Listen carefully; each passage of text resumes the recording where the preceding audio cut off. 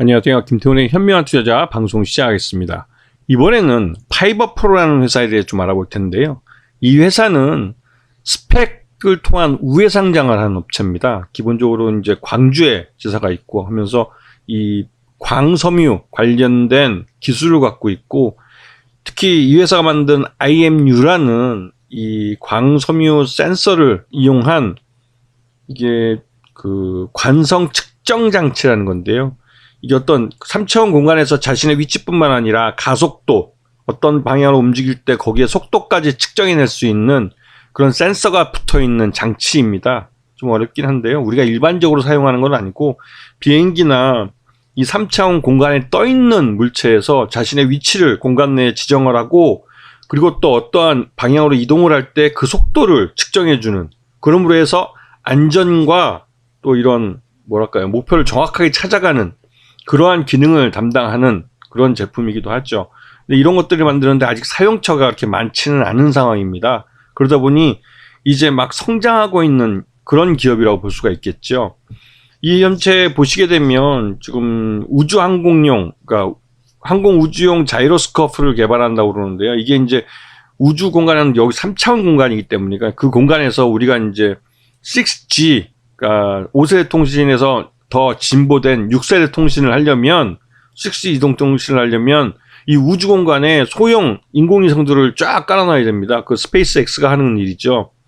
그렇게 해서 그 작은 위성들로 인해서 바로 하늘에서 이제 바로 인공위성을 통해서 통신을 연결하기 때문에 진짜 끊김없이, 막힘없이, 그리고 가장 빠른 속도로 통신을 커뮤니케이션 할 수 있는 거죠. 그래서 이제 6G 투자에 있어서는 이 회사가 파이버프로가 해야 될 일들이 많아질 겁니다. 자, 그리고 이 회사가 갖고 있는 주요 사업 영역들을 보시게 되면 이 광 계측기기나 이런 광을 이용한 이런 기술을 갖고 있는 뭐 기술 기업이라고 할 수가 있는데요. 그러다 보니 아직까지는 그 시장 자체가 좀 협소합니다. 그래서 규모의 경제를 달성하지 못했죠. 거래처들이 보면 이렇게 많은데요. 거래처들이 굉장히 많고, 또 정부기관, 국방과학연구원이나 애트리 같은 곳이 있고, 그러다 보니 이런 데서는 이런 경상적으로 매년 반복되는, 그러니까 만들어서 납품하거나 이런 일이 아니라 이벤트적으로 발주를 주면 용역을 수행하는 형태의 사업이 되기 때문에 이 매출 외형이 꾸준히 늘어나기엔 좀 어려운 측면이 있습니다. 그러다 보니 좀 어려운 부분이 있고요.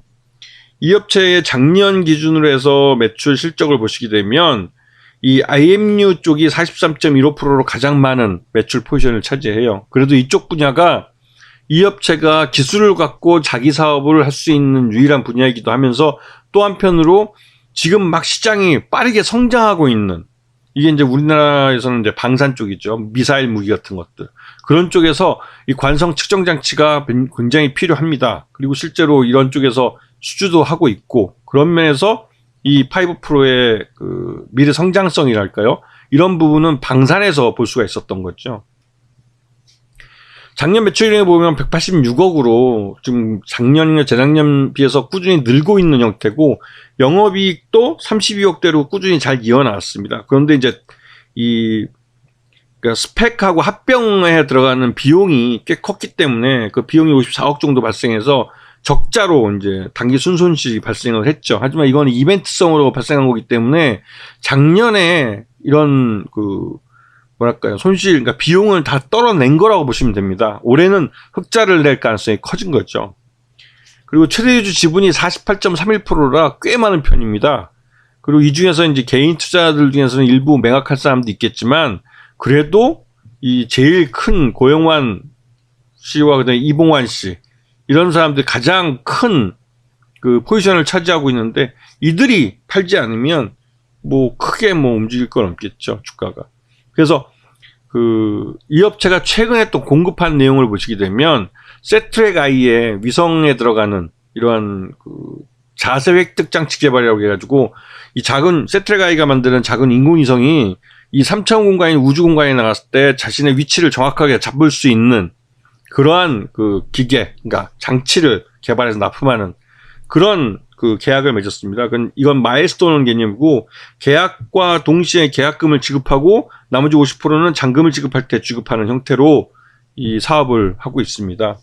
그리고 이 업체가 이 파이버 프로의 이 규모의 경제를 아직 달성하지 못했다는 점이 가장 큰 약점이기 때문에 스펙 상장 이후 그 첨단 기술이나 이런 분야에 대해서 굉장히 그 시장에서는 좀 긍정적으로 봤고, 특히나 현대차가 이 드론, 이게 이제 그 말 그대로 모빌리티 회사를 이제 지향을 하면서 이 UAM이라는 도심 항공 교통 이쪽을 이제 사업하러 해서 이제 굉장히 많은 투자를 했는데, 그 UAM에 들어가는 드론의 위치 자세를 잡거나 아니면 이 가속도를 방향을 정하거나 하여튼 이런 기술 쪽에서 이 파이버 프로는 분명히 그 거기에 일정 부분 기여할 수 있는 제품을 이미 개발을 했고 갖고 있는 회사예요.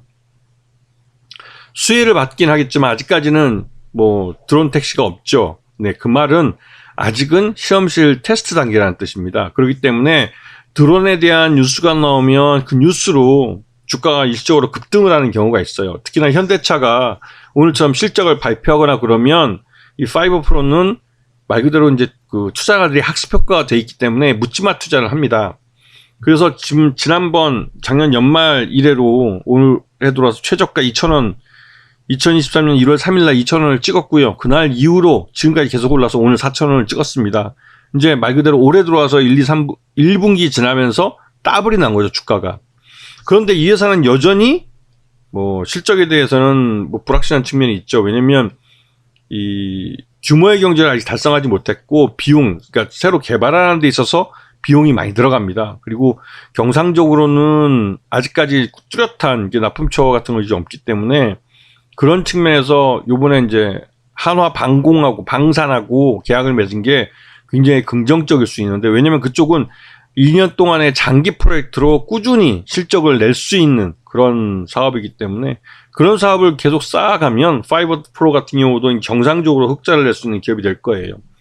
하지만 아직까지는 드론이라는 테마주와 UAM이라는 이 테마에 좀 테마 바람을 타는 종목이라고 보시면 뭐 크게 다르진 않을 겁니다. 그래서 이제 이런 쪽은 이 테마주를 공부하시는 데 도움이 될 것 같아서 한번 말씀을 드리는 거예요.